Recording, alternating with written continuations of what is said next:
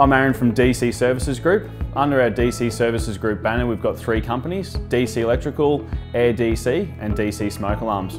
We started the business 5 years ago, and over that time we've grown from a team of 2 to 60 employees, predominantly servicing the real estate industry as well as commercial service clients. So we signed up for simPRO the week we started the business 5 years ago. Since then we've grown a multi-company, so we have 3 businesses working under the one profile, and we use it as the main backbone of our system.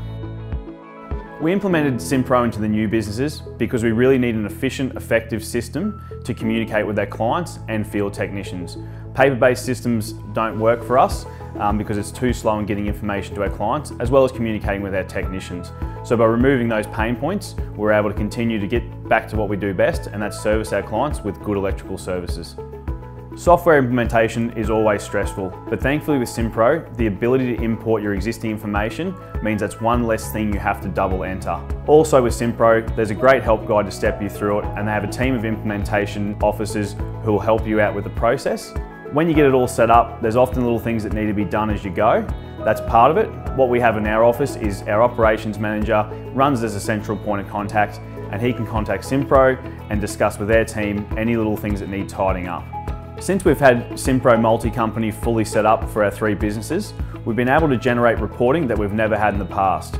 By having the 3 different reports, we're able to work with our managers on their KPIs, growth, and overall profitability in the business. Our overall experience with simPRO over the years has been great. We've done the implementation, we've done upgrades along the way, we've set up multi-company, and when things go wrong in the maintenance phase, they've got a support team we can pick up the phone and speak to pretty much any time of the day. They also have a great help guide, so if you don't know how to do something, it steps you through exactly what to do.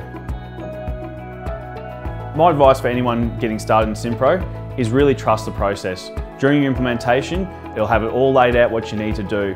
Work through the process, get set up, get started.